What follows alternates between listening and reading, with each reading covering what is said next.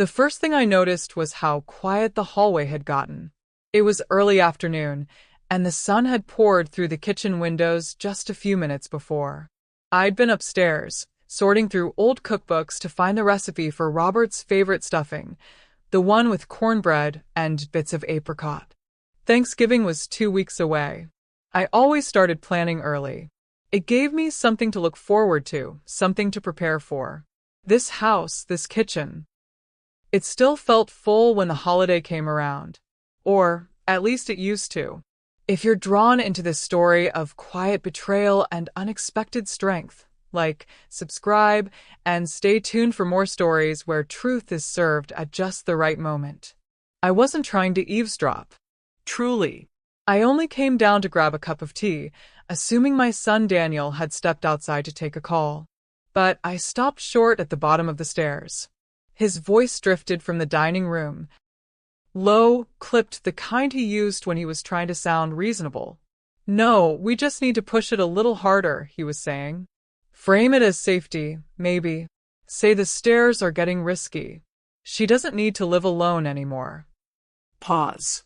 Then Caroline's voice, soft but firm, came through the speaker. "She's still sharp, Dan. You push too hard, and she'll smell it. Daniel, we don't need her to agree. We just need the paperwork ready. If we time it with the market, sell before the rates change, we can cover both the facility and pay off Julia's line of credit. Win-win." I stood there, mug in hand, not breathing. It was strange. The betrayal didn't come as a rush of anger. It came as stillness, like a wind that stops too suddenly.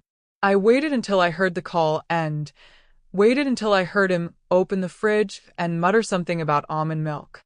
Then I turned back up the stairs, quietly, and sat on the edge of my bed. My son, my daughter, talking about my house like it was a chess piece, like I was already halfway out the door. I didn't cry. Instead, I reached for the drawer where I kept Robert's old notepad, the one with the deep blue cover and his looping, stubborn handwriting. It still smelled faintly of ink and cedar. I opened it, turned to a blank page, and wrote 4 names: Daniel, Caroline, Julia, and then underneath, Thanksgiving guest list final version. This time, I wouldn't be feeding them just turkey and pie. I would be serving them the truth. The attic had always been Robert's domain. After he passed, I rarely went up there. Too many memories packed into plastic bins and boxes with masking tape labels. Christmas 1998, Dad's records, Martha, sewing. But that week, I climbed the narrow stairs with a steady resolve of someone hunting for something, not nostalgia, but evidence. I needed to find the file Robert had once called the safety net, the one he'd tucked away when the diagnosis came. "Just in case," he'd said. "Not that you'll need it, but I want you protected." He knew them too well. And so did I. I found the file buried under old tax returns in a fireproof lockbox. Inside, the original deed to the house in both our names. A notarized letter he'd written, unfiled, but dated, confirming that this house was to remain in my name exclusively until my death, and that any attempt to sell or transfer the property without my written consent would be considered a violation of his estate directive. There was also something else. A list of contacts. His lawyer, Arthur Deming, retired now, but still sharp. A banker in town. And a woman named Elaine Porter, who helped Robert set up a small trust. I didn't remember her name, but I remembered the meeting. How Robert insisted on keeping some of our assets off the books, so the house can't be leveraged without your say-so. I called Arthur that afternoon. He remembered me immediately. "Robert said you might need me someday. I hoped you wouldn't." "I do now," I said. "I believe my children are planning to move me into assisted care against my wishes. And they may attempt to sell the house." Arthur didn't ask for details. He just said, "Do you want to fight them or end the conversation completely?" "Both," I replied. Within 3 days, the paperwork was updated. My will amended. My medical power of attorney reassigned to a longtime friend and neighbor. The house retitled into a living trust that excluded all 3 children. I wasn't being cruel. I was protecting what Robert and I built, what they now viewed as a liquid asset, a payout. I stored the documents in a new folder, tucked inside the linen cabinet just beneath the dining room hutch. Close. Accessible. Ready. The table was already polished. The guest list confirmed. Daniel had even offered to help me carry things upstairs after dinner. He thought that would be the moment they'd have the talk. Let him think it. Let them all think it. Let them sit down at my table, eat my food, smile their rehearsed smiles. Because when the toast came, I wouldn't be offering thanks. I'd be offering clarity. Thanksgiving morning was quiet, crisp, and deceptively ordinary. The house smelled of rosemary, sage, and butter. My apron was dusted in flour from the pie crusts I rolled by hand. Classical music played softly from the radio, same playlist I'd used for 20 years. The kind of morning that made you think nothing could be wrong. That's how betrayal operates best, beneath familiarity. I set the table the way Robert always liked it. White linen, silver chargers, the good crystal. Each place card handwritten in gold ink. Daniel to my right, Caroline across, Julia by the fireplace. At each setting, a folded cloth napkin. Underneath each one, a sealed envelope. They wouldn't see them until the end. At 2:10 p.m., Daniel arrived with a bottle of wine he hadn't paid for. He kissed my cheek and said, "You look radiant." I smiled and said, "You still know how to lie, then." He laughed. Nervous, maybe. Or maybe not. Some people never realize when you stop pretending. Caroline came next, all scarf and perfume, already scanning the kitchen. "Need help?" she asked. I shook my head. Everything's where it should be. Julia came last, quiet, careful. Of the 3, she had always been the least venomous, but the most complicit.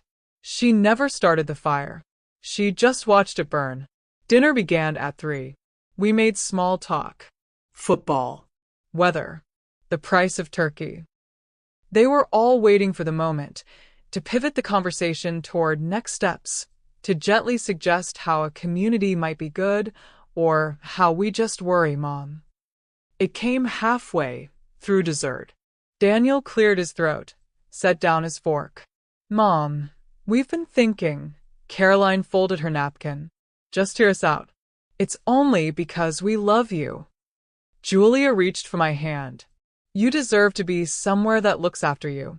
I waited until they finished, until the awkward rehearsed lines died down, until the room swelled with the smugness of children who believe they've framed their betrayal in kindness. Then I lifted my glass.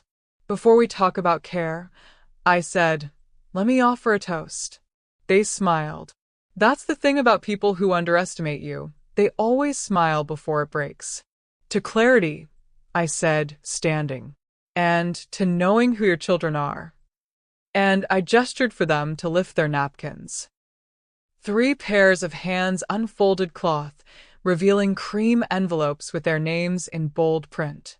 Inside, the trust documents, the updated will, a letter from my attorney, and Robert's original note, his voice on paper, reminding them the house was not a transaction.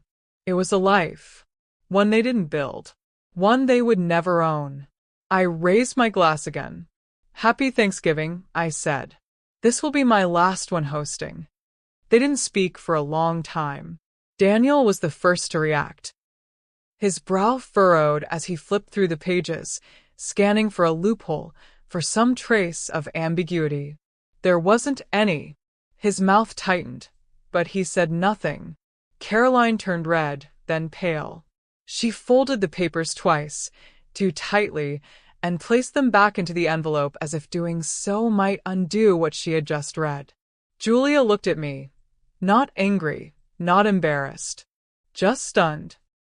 The kind of stun that comes when someone realizes too late that you've seen everything they were trying to hide. I remained standing. Not to gloat, not to tower, just to hold space. They had come into my home believing they could manipulate me into surrendering everything Robert and I had built. Not because they needed to, but because they thought they could. They thought old age made me malleable. That grief softened my judgment. That politeness could be weaponized. They forgot who raised them. Daniel finally spoke. So that's it then? I nodded. That's it. You went to a lawyer? Of course I did, I said. And I didn't go alone. That part hit him hardest. He realized then that I had allies. People outside the family. People he couldn't charm or bully. The illusion shattered. Caroline tried to save face. We weren't trying to take anything from you. No, I said calmly. You were trying to plan around me. That's worse. The silence that followed wasn't awkward. It was accountability. I let it sit there. Let them taste it like undercooked meat. Let them see, for the first time, the version of me that didn't need their permission to stand her ground. Then I walked to the china cabinet and pulled out 3 more envelopes, these ones thinner, lighter. Letters. One for each of them. I didn't speak while they read. I didn't need to, because the words were simple. I forgave them. I still loved them. But I no longer trusted them. And because of that, they would not be part of future decisions, financial or otherwise. They could visit, of course, but they would never again sit at my table and pretend their concern was love. Julia cried. Daniel stood, stiffly, and left without his coat. Caroline lingered in the hallway, as if waiting for me to take it back. I didn't. When they were gone, I poured myself a second glass of wine. Not in celebration. In stillness. The fire crackled. The house, my house, held its silence like an embrace. And I finally exhaled. By Monday, the calls began. Julia, first, tearful, apologetic, offering to come by and explain everything. I let it go to voicemail. Caroline sent a long email cloaked in professional detachment, titled Clarification, as though what had happened was a misunderstanding between departments, not a betrayal between blood. Daniel didn't call.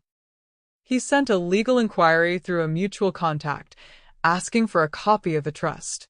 Arthur handled it with one line. The terms are final. I went about my week with a clarity I hadn't felt in years. There were no second guesses. No hay debates. Just silence, stillness, and the deep knowing that I had, at long last, chosen myself. Not out of spite, but out of necessity. Because love without respect becomes manipulation, and family without boundaries becomes control. For the first time in decades, I didn't clean the house the morning after Thanksgiving. I let the dishes soak. I left the tablecloth slightly stained. I brewed coffee, sat by the window, and watched the breeze tug at the trees Robert and I planted when the children were still young. They had played beneath those trees, laughed, grown. But now they had shown me who they were, and I had responded, not by matching their greed, but by refusing to feed it. The letters I gave them weren't born of vengeance. They were closure, boundaries dressed in love. I meant every word, but I also meant what I didn't say. This was no longer their house. This was no longer a place where they could arrive with smiles and leave with pieces of me. This was mine. Fully. Finally. The neighbors stopped by later in the week with leftover pie. They didn't ask questions. They didn't need to. Good neighbors always sense a shift in the air, the same way old trees bend quietly before the storm. One of them stayed for tea. We talked about winterizing pipes and replacing gutters. We didn't talk about children. By December, I donated 3 boxes of old keepsakes to charity. I didn't need reminders of people who couldn't value what they had. I needed room, physical and emotional, for what came next. Freedom. The kind that isn't loud or rebellious. The kind that comes when you realize you don't owe anyone your silence, least of all those who mistake it for surrender. I still set the table sometimes. Still roast the turkey. But now, when I light the candles and pour the wine, I do it for me. And the keys? They stay in my pocket, right where they belong. If this story moved you, if you've ever had to choose dignity over tradition, like, subscribe, and stay for more stories where the quietest voice in the room turns out to be the strongest.